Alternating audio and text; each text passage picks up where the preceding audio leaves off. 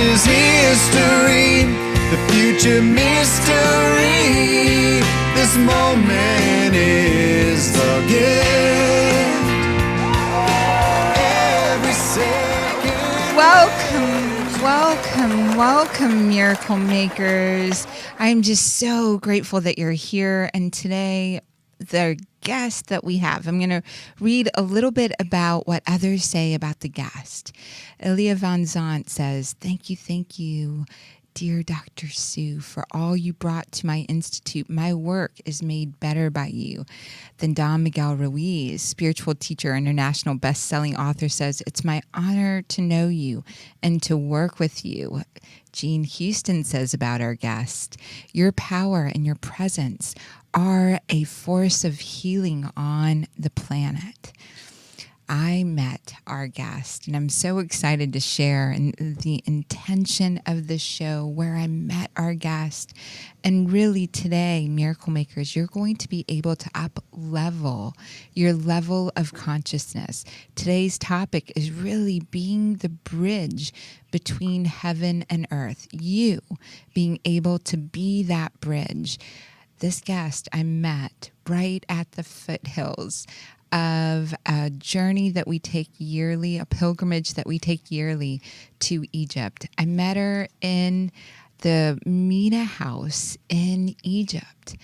And she was on the tail end of her journey. I was on the beginning with our group of our journey. And it was like electricity in her presence. And I love experiencing energy. And I felt this energy of bridging heaven on earth. And I knew right there, I introduced her to everybody that we had on the tour that organized our tour. And I said, if you need any help, please reach out to our tour guides, to our company.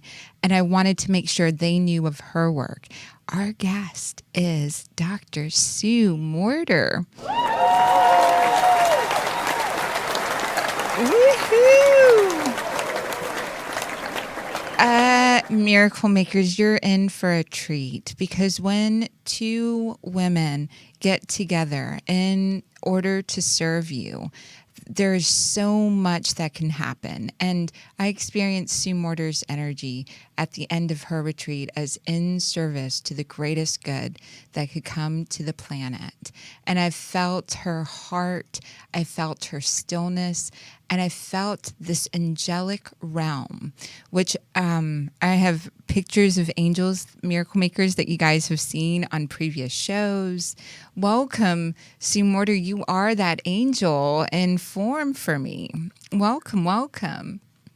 My great pleasure to be here. It's an honor to be in this conversation that is expansive and that allows every individual to recognize that there is no division between heaven and earth. And all we have to do is embody the bridge that we are.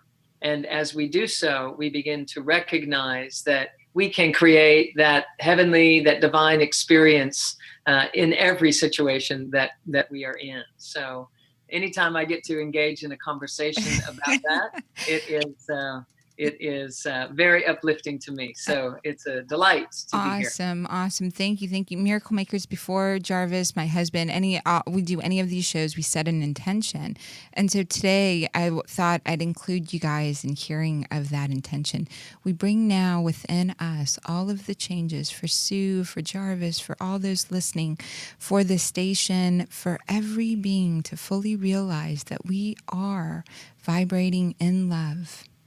We are able to become the change we make ourselves in order to hold the vessel of love, creativity, of growth, that be still and know force. We're so grateful for Sue Morter, Dr. Sue Morter, Dr. Sarah Larsen, for Jarvis, for the Miracle Makers and UBN and Sunset Gower Studios. We recognize we are standing on the shoulders of giants. Amen. Thank you so much. I love creating transparency for the audience. And Sue, Dr. Sue, what do you love to be called? Oh, anything is fine. Just whatever. Anything is fine. Okay, so Dr. Sue, how you're a doctor, a medical doctor, I correct? am in energy medicine. I came up through chiropractic and physical well-being from natural means, and so I mostly work with energy medicine, as we know acupuncture to be, but I don't use the needles. I'm using a neuro-emotional relationship, and how those thoughts that we think and the beliefs that we have, both conscious and subconscious, how they affect our health and well-being from a physical health and healing standpoint. That is what the modality that I'm currently working with. And So you work on the energy field in the etheric plane. And so what I call that is you go back to the source. The physical is the last to get it, meaning the physical effect that happens in our body is the last one to feel it. And then we have emotions. Emotions are the result of repetitive thoughts. Those repetitive thoughts are either expanding or contracting our energy. And so you're an energy doctor. And I heard Dr. Oz say the future of medicine is energy medicine. And so it's so beautiful for us to get back to the source. Much of what we're finding in science is, much as what we're seeing is, the physical is the last to manifest. It comes through the spiritual, the energy realms, and everything's in energy. And when we get the energy right, the shift on the physical, the emotional, the mental shift happens very, very quickly. And how would I saw your TED Talk, the NASA TED Talk that you've given. You speak all over the world, and you're serving a large community with your energy codes and with this energy work. What and why do you do this? Because you could be doing anything. You could be speaking anywhere. You could be traveling anywhere. You could be doing yoga in Bali right this moment. And yet you're coming on this show. You're sharing more of your wisdom. What is it that drives you? I had a life-changing experience in meditation about, in the year 2000, about 17 years ago. And it literally awakened me to a realm, a version of ourselves that was not accessible to me before that moment. In fact, I knew about it in theory, but I didn't even really study a lot about that, because I was interested in clinical research and outcomes and this type of physical orientation, even though I had been raised in an environment where quantum science was the dinner table conversation. I was still very oriented functionally in the world as a tangible stimulus response, how to help people heal their ailments, etc. And then in practicing meditation, I illuminated at a very high dimensional level, and it changed my life forever. So much so that I knew that was really the only thing that truly mattered, and that as we learn how to integrate and embody such high frequencies, we begin to transform our lives as a byproduct. We begin to heal as a byproduct of the embodiment of this soulful self, of our true essence. And so I became completely focused on, for the next decade, on how to recreate that experience for myself, how to be able to live from this place. Truly, truly beautiful. So you felt the energy field. And it's interesting because that's what, when I met you, I felt this angelic being, this floating, this energy field, which was quite extraordinary. And you shifted from the science-based to the energy-based. Miracle Makers, I just want you to hear this. You were in meditation and you felt what was happening when you were meditating in your life.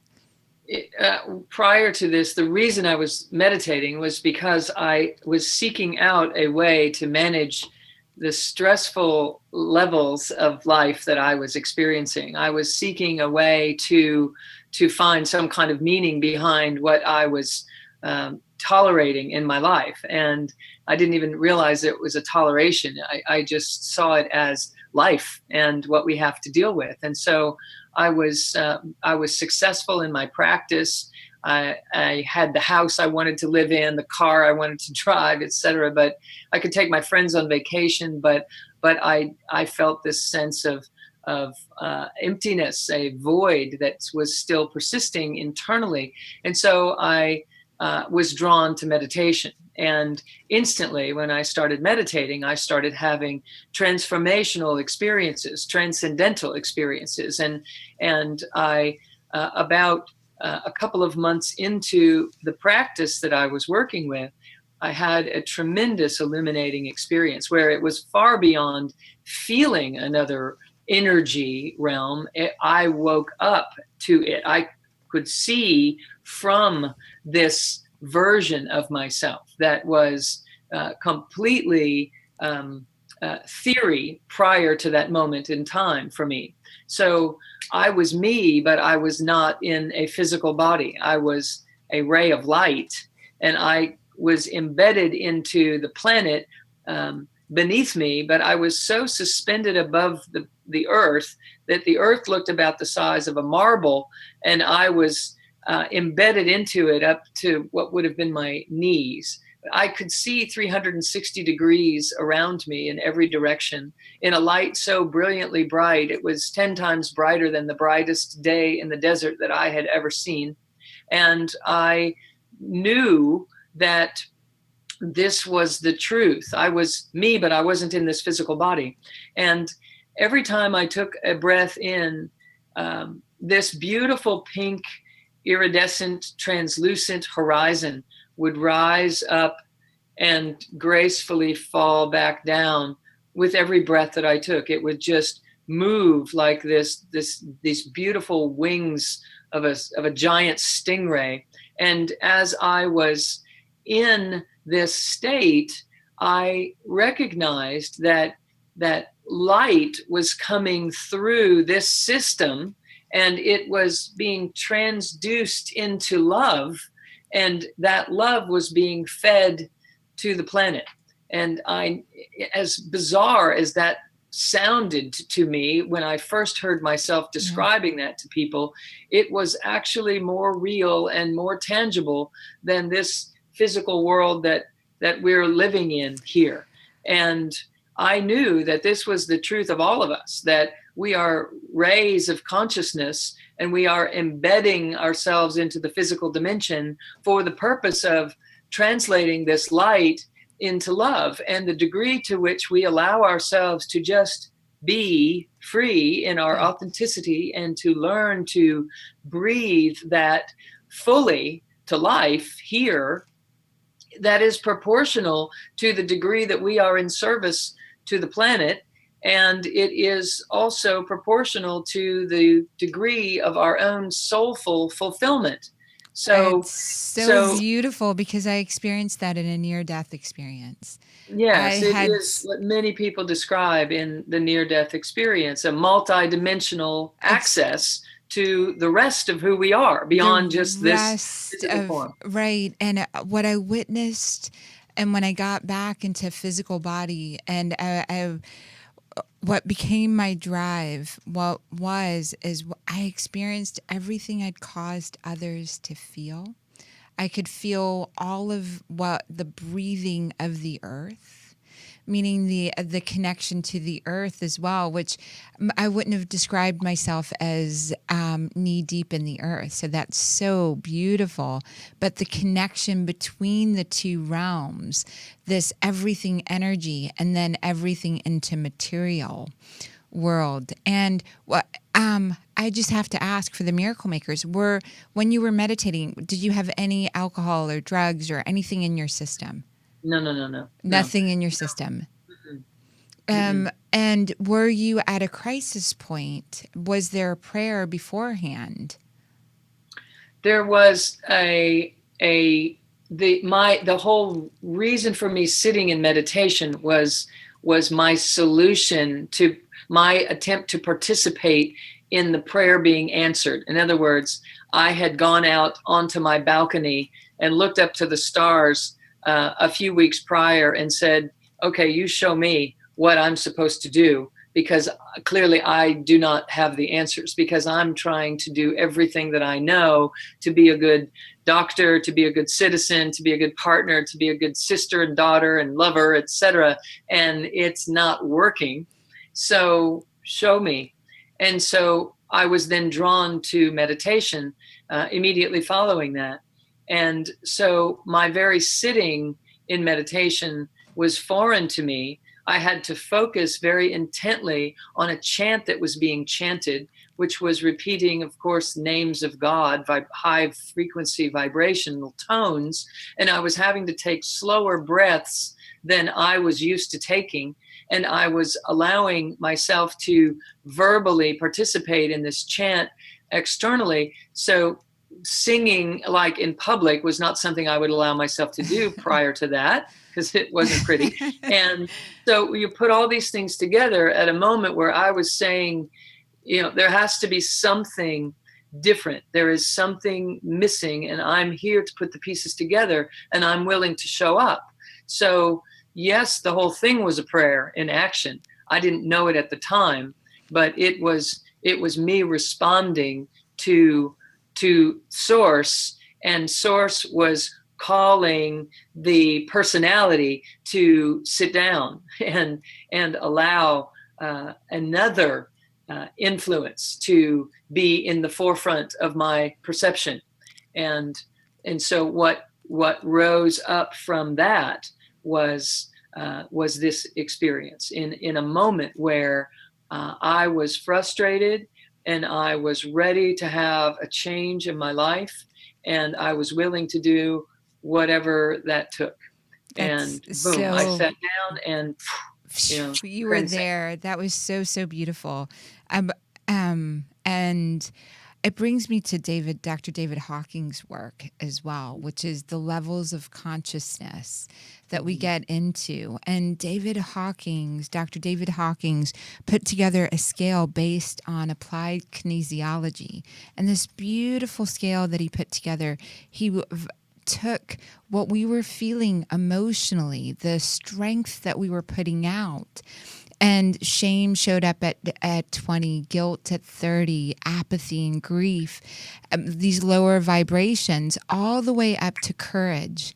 Courage is at 200, and on the scale, neutrality 250. And when you shared, you got down, you were neutral, and you had a willingness. You'd achieved everything that you wanted to achieve, and you stepped into willingness to vibrate in that field. And Dr. Hawkins mentions most people don't, ever get beyond 250. And willingness is at that 310 scale, where you can then start broadening out to get into acceptance, reason, into the vibration of love and joy and peace and enlightenment. And something that I heard you say really, really stood out for me, and is the area that I'm working on right now, is embodying those vibrations. If you're feeling shame and you're vibrating and talking at that 20, and yet you have willingness in your field, or you're frustrated or experiencing a low point, miracle makers, breathe slower, meditate, and get down on your knees. Look at the stars. Step into willingness. Loosen your body to let yourself become that neutral willing point, so that you can accept the miracle that only you can make, that ray of light that only you are. And thank you, Dr. Sue, for describing that so beautifully, because we shouldn't have to have near-death experiences as the only portal or tough situations bring out that opening. This, Miracle Makers, is available to you now.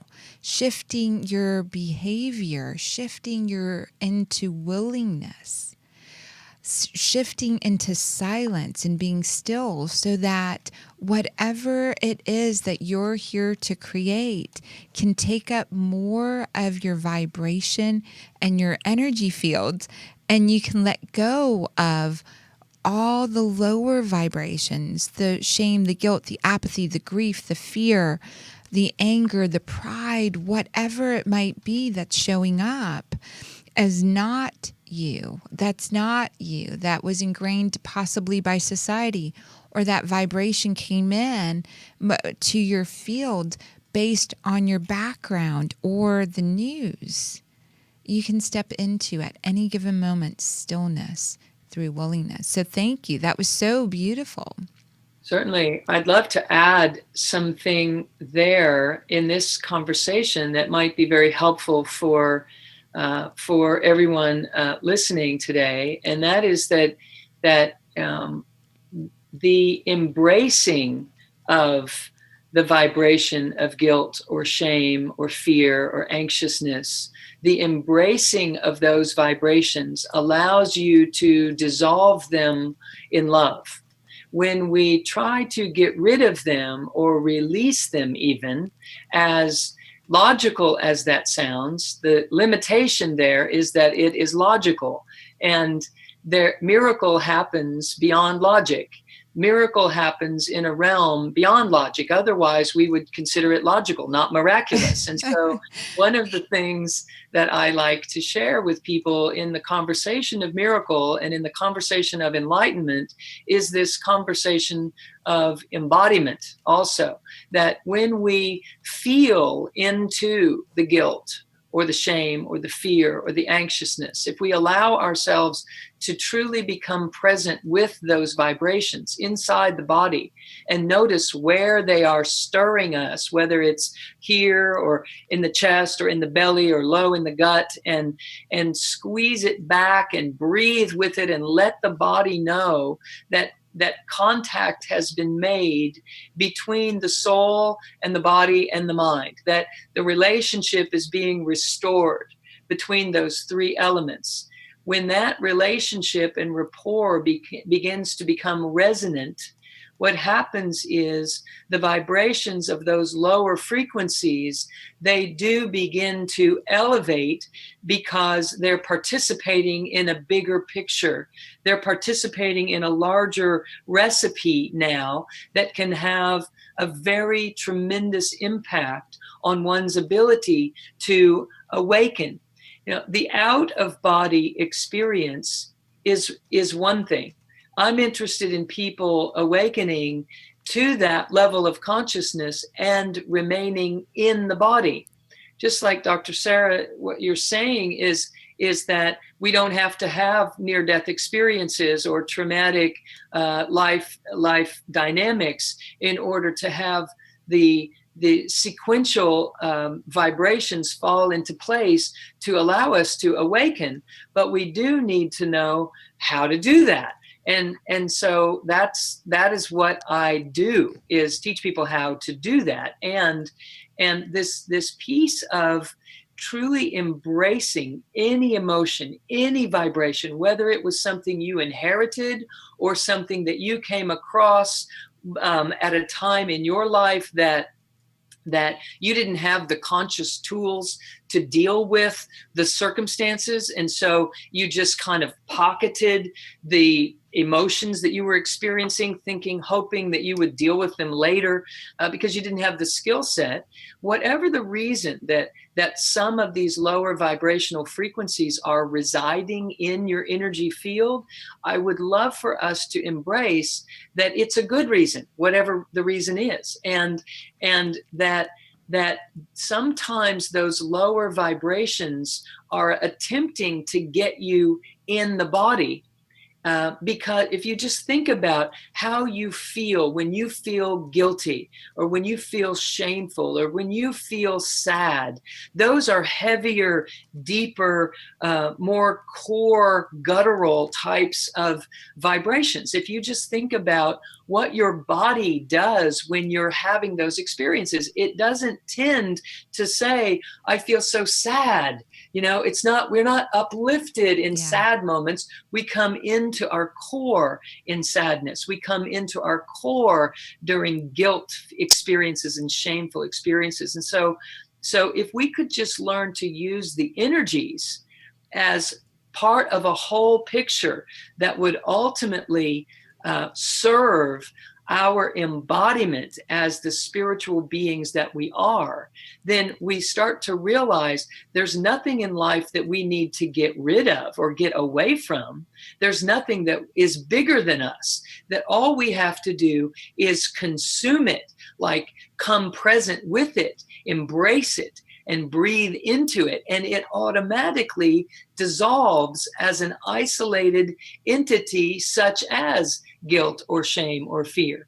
So if we don't isolate it and then have to get rid of this thing that we don't like, if instead we would say, those vibrations they're serving something, they're helping to ground me in some way, they feel heavy, I must need to get in my body and anchor more fully.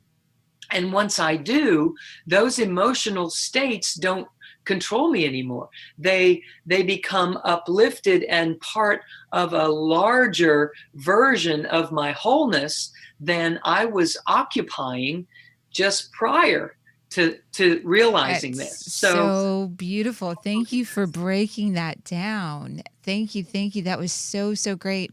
And I will often have people label it as well. So to dialogue and have conversations with the heaviness that they're feeling, not only just to feel it, but to examine it, to embrace it. Mm-hmm. So it's so beautiful, that breakdown of really coming in. And if there is a soreness in your body, if some part of you is not functioning, miracle makers, to really sit with and begin being willing to listen to it. And listen, the longer that you listen to it, the deeper that you listen to it, the more you can be with it, the more it can inform you of the emotion or the mental or the spirit from which it comes. And much of the decisions that you've made about yourself or about life or the world came before you had language, miracle makers. And it's so important to know and give words to energy or thoughts that you're feeling, to literally give them a name. And so when I felt a great deal of shame or a great deal of fear or a great deal of anger, I named all of those parts of myself, and I would dialogue with them and see what they were, what energy, what thoughts, what they wanted to give to me, what they wanted to serve. And Dr. Morter, I'd love for you to talk a little bit about when people make mistakes and about the shadow world, meaning a lot of what we don't yet fully embrace about our world is showing up in different areas. It's showing up in politics. It's showing up in television. It's showing up sort of the underbelly of the shadow world is now showing up out there. And we're talking about feeling grounded, stillness, feeling love. And as we're watching the news, watching the different countries, watching refugees, watching the shadow world, and even for some people that are waking up to, wow, it's not about other people's opinion. It's about showing up authentically in the world with whatever I am creating or experiencing. But could you talk a little bit about that? Because I think it's such an important topic right now in our world. Sure. So the shadow is the parts of us that we have not yet completely awakened to. And so the idea of mistake in the teachings that I'm working with and sharing with people, it would include the idea that there's really no such thing as a mistake, that we're constantly awakening, we're constantly remembering our wholeness, and until we remember a large portion of that wholeness, it looks like we're continuing to do things that aren't exactly what we meant to do, but we're feeling our way through this awakening process. We're doing this individually. We are certainly doing this culturally. The United States is certainly doing this culturally at this time. We are seeking and searching the deepest meaning, the role of deep moral values, the role of deep authenticity, of grounded integration. We are experimenting with that at this time as a culture. And it is because we are generally quite young spiritually, relatively speaking, to the rest of the world. Now, as an old soul, I've been around a lot of times. I have memories of ancient Egypt. I have memories of ancient India, and memories of in being in other parts of the world as well. And that's even a radical statement for me to make, being how I spent the first half of my working life in a very scientific based reality.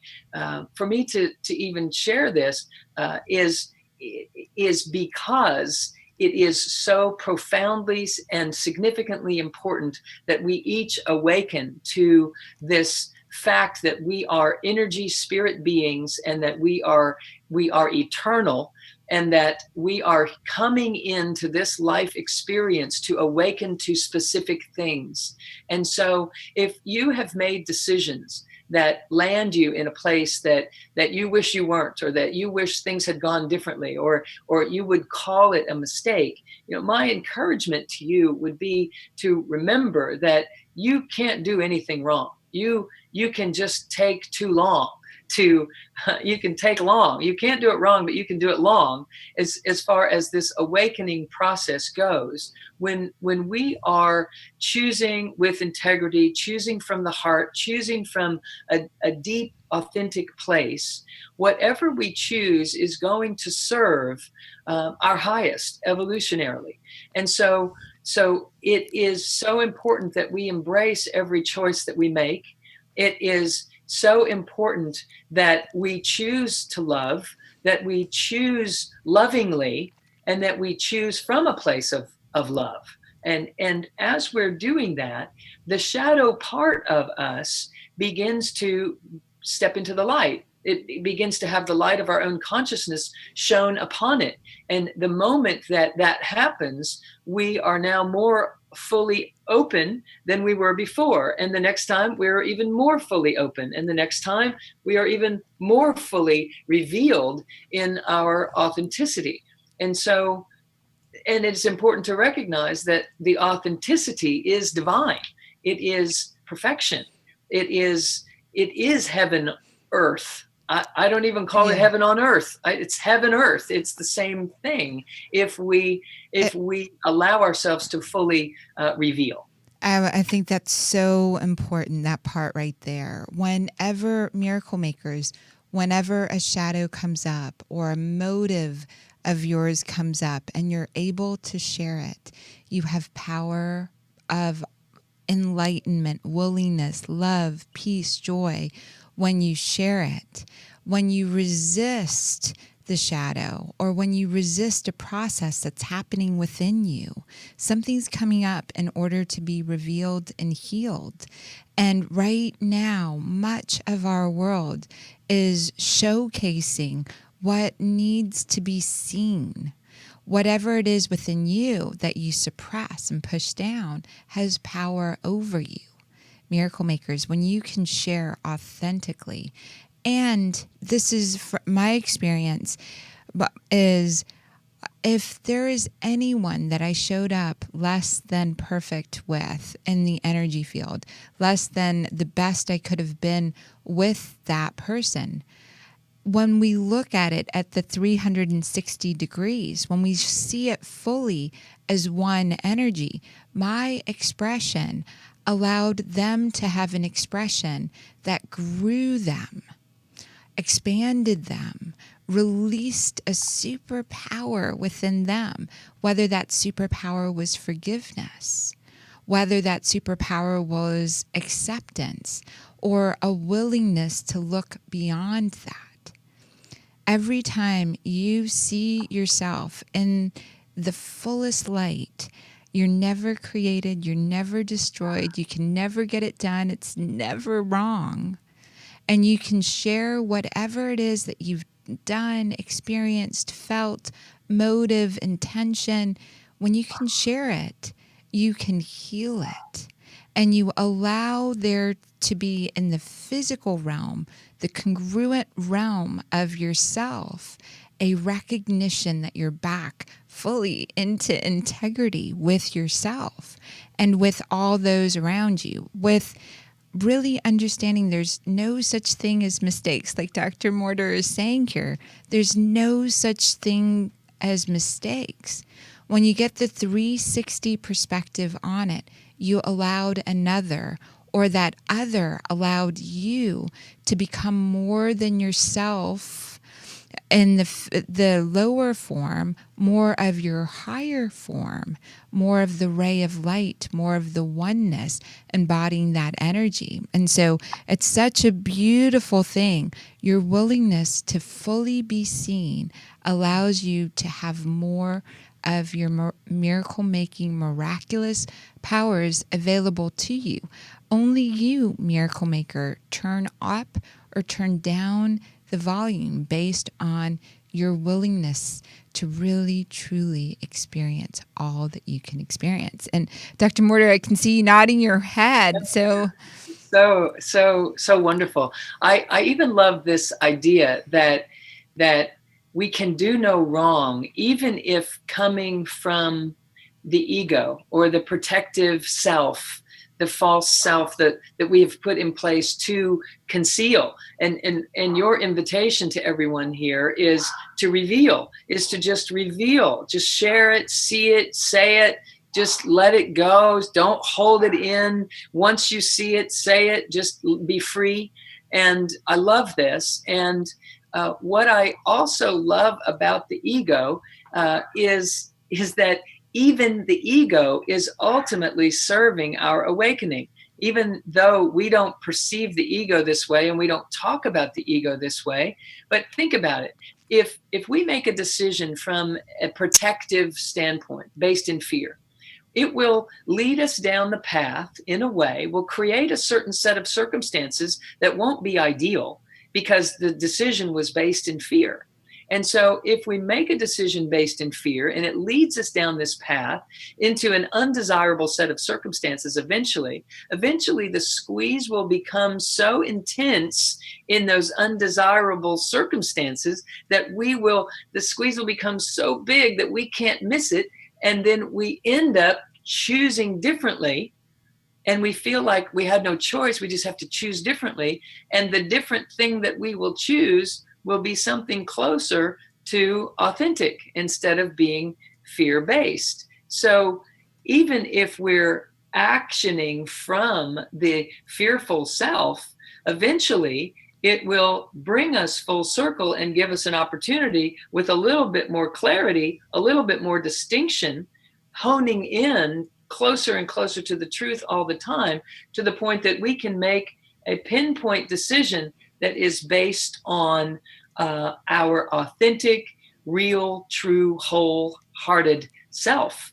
And the invitation is, as Dr. Sarah is saying, the invitation is we can turn up the volume on that or turn down the volume on it, which means we will speed it up or slow down the process by which we ultimately land in this place of authenticity. So it's almost like you can't fail. It's eventually going to reveal the truth of you. It's eventually that as human beings, this is what Gandhi said, as human beings, our greatness lies not so much in being able to remake the world. That is the myth of the atomic age, as it is being able to remake ourselves. Those are Gandhi's beautiful words. And miracle makers, do you want the best version of yourself moment to moment? If you're ready to be the change you wish to see in the world, and you truly want to know who you are and why you're here, it's really to step into this ability to vibrate at the highest level, embracing all that you are, embracing all that humanity is as well. There is no separation in our levels of consciousness. And we're having such a great chat. I'm enjoying this so much. And I heard in our conversation that you achieved everything that you wanted to achieve. And Jim Carrey talks about that. And he actually said, I think everyone should get rich and famous and do everything they've dreamed of so that they can see that it's not the answer. And when he shares that, he's really talking about once we achieve that, some people will go down the road of debauchery or go into creating challenges because they've achieved it in all the other areas. And then there are those that will step towards the willingness, the frustration, like you just said there, everything will come to like a pinpoint, and you open up, you expand in. And so what are some of the steps? Someone who might be right there financially, they're struggling, or they've achieved everything they've wanted, or they're in a frustrated state because they've achieved everything, or they're still searching. What are the steps that you would take them through? Having achieved things that they wanted to achieve in the manifest world and still feeling a sense of void or lack or something missing, or most importantly, I believe that which is most commonly experienced is a lack of fulfillment. Accomplishment might be here, but is fulfillment? Achievement might be here, but is fulfillment here? Am I experiencing a sensation of fulfillment and satiation and gratification? When I was first at this pinnacle moment, awakening at this higher self level, the words that I would use, and the most important reason for even sharing that experience with people when I roll out the whole story for someone, is to share with them that in that moment, I knew there was nowhere to go. There was nothing to become. There was nothing to accomplish. There was nothing missing. There was nothing that I was not. There was complete fulfillment, satiation, gratification. I had been there forever, and I was going to be there forever. And it was beautiful. It was completely complete. And so I knew that was the truth of us. And so everything else that we do, it is reflecting how integrated we are about the awareness of the truth of who we be. So if someone is in this state and they don't feel that sense of fulfillment or satiation, gratification, that knowingness, then absolutely the first and foremost things that they have to do, no matter if they have skills in this area or not, to a greater degree, they have to drop more deeply internal. They have to drop the mind more deeply internal and let it land on the real self, to let the mind find you. So one of the first things that I would recommend is that we have to practice not being identified as the mind. We have to stop saying, I am tired, I am frustrated, I am angry, because I am not frustrated or tired or angry. I am eternal. I am unwavering. I am complete and whole. I am vital force itself. How could I not have energy? Okay. But if I'm identified as the mind gets frustrated. The mind gets angry.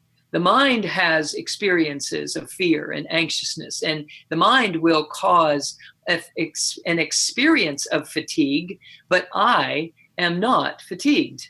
So people ask me, how do you do everything that you do? If you were to look at the calendar on my schedule on my website, people's jaws drop.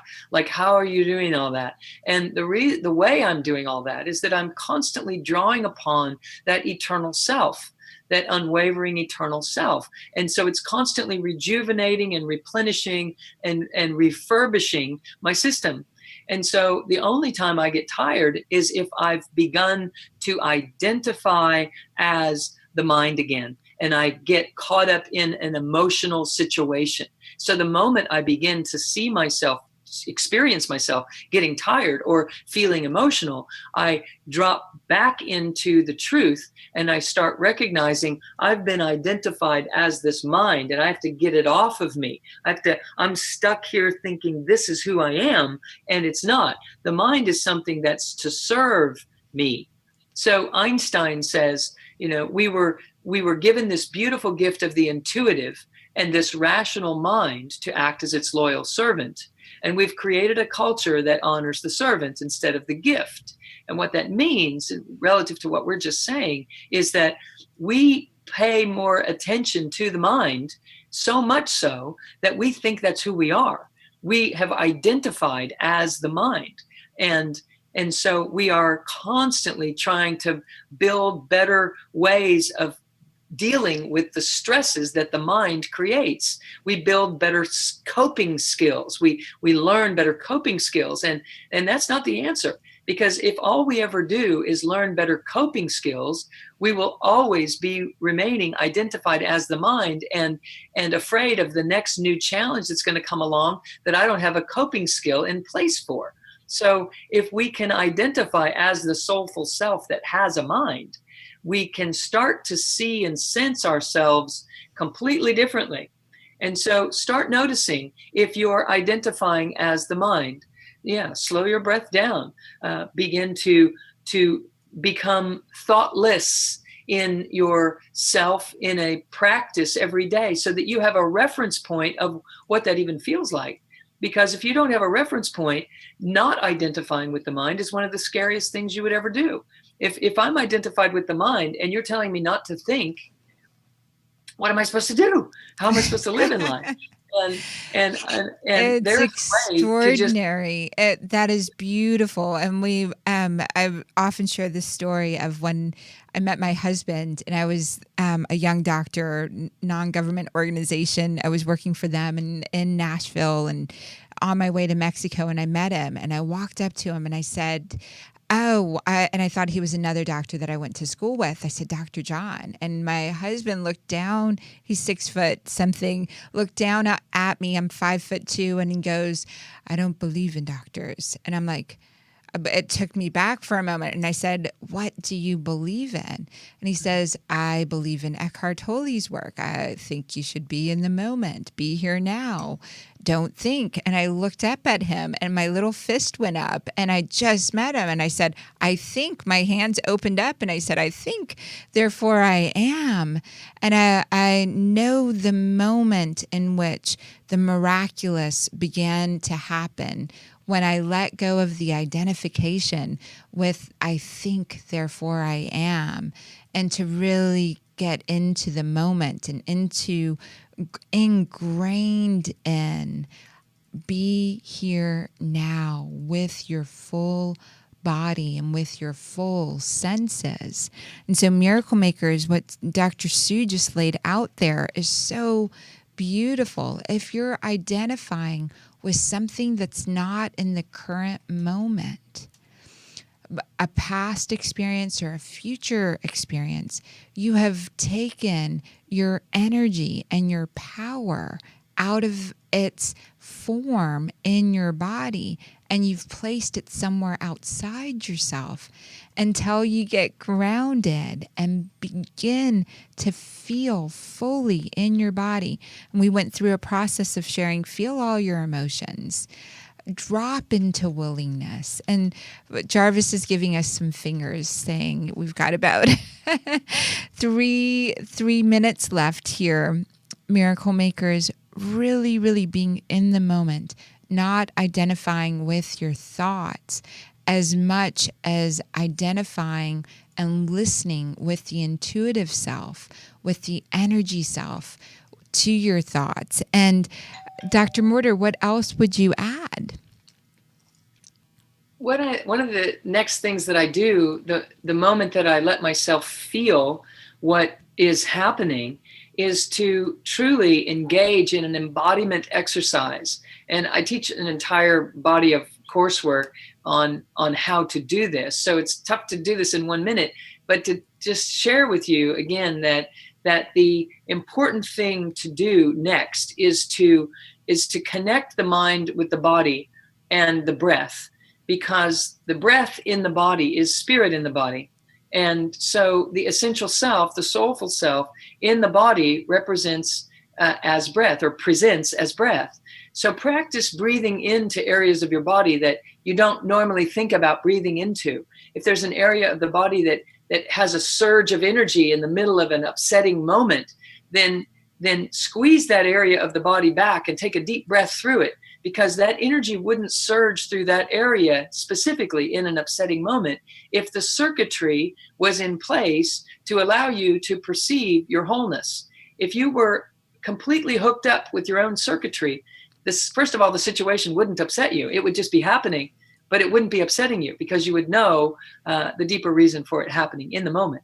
So begin to breathe through the body in ways that you don't normally, because it will allow the mind to get to know the true you, and it will allow the mind to start to serve that true you. It wants to. It's built to serve the soulful self. But if the mind can't perceive the soulful self, it's pretty tough for it to do that. So begin to thicken and quicken your awareness at the core of your body by breathing up and down through the central channel of the body all the time. Always take a breath from above your body, breathe down through the body, and exhale down into the earth. And then breathe up from the earth, up through the body, and then exhale up and out through the top of the head, through this central channel that is a true measurable energy channel in the body. And it is where the highest frequency energy traverses. So as we do, we begin to enliven at the core self instead of out on the surface of life where the personality runs the show. So it allows us to begin to make choices from a different place and to heal more readily, more frequently. It allows us to be more present, and it's very user friendly. It's a very how-to methodology that will allow you to truly step into the presence that you are, which is much more magnificent and immense than the personality would ever hope to be. You were brilliant. That's so, so beautiful. Thank you. Thank you so much. I have a couple more questions for you. How do you feel about drugs, alcohol, ayahuasca, that sort of thing? Yeah. Just so miracle makers there's so many things coming online. Yeah. How do you feel about those? Yeah. Well, because I acquired access to this realm that I'm describing without any kind of mind-altering or chemical-altering substance, I know that it's possible. I was about as far from this as one could be. I was fear-based. I was a perfectionist. I was in my head all the time. I was constantly trying instead of having. And so for me to open up in this way is a miracle. So what I got interested in doing is reproducing that miracle. And I've never wanted to take ayahuasca, although I've been invited to do it many times. I've never wanted to do that because I never wanted to mess up the circuitry that I have established. And I got a good thing going on here. I'm really hooked up. And so I don't want to mess with that in that way. So for some people, it's been opening, giving people an opportunity to have an experience of something beyond what their logical mind would have come up with. And so it has an opening capacity to use these plant medicines, etc., in this way. In fact, I'm speaking at a place this year that's part of their curriculum. It's not something that I do, but I understand why some people are doing it. It is just my hope that at the same time they are learning procedures to embody those experiences that they are having, because it can create some spiritual bypass types of experiences if someone doesn't know how to integrate what they're experiencing because of some mind-altering substance that they've encountered. So to me, what really matters is that someone learn how to build the neurocircuitry of integration of whatever levels of consciousness we are awakening to. My practices that I teach people are teaching them to integrate and to awaken through integration. Not to try to awaken and then figure out how to incorporate that, but to incorporate and integrate and then open up their consciousness because of their own integrative capacity. And so there's an answer there for everyone as it relates to what they're experimenting with. But I really want to encourage you to be very, very mindful if you are attracted to the invitations that are coming out about substances to ingest that will open up and expand your consciousness. It isn't any more necessary than having a near-death experience is necessary to have a consciousness expanding opportunity in your life experience. And I'm on the planet to steward that for sure. So beautiful. Thank you so much, Dr. Morter. We're going to have links to everything that you have coming up and all of your great work. But those that are listening, this is going to be on YouTube and all the channels as well. But those that are listening, can you make sure we know how to get in touch with you right here? Well, sure. My website is www.drsuemorter.com. That's DRSUEMORTER.com. And there's an info at there that you can write to if you have questions. There is also a place that you can enter your email and we'll send you some free gifts, and you have access to some starter packages with some special pricing, etc.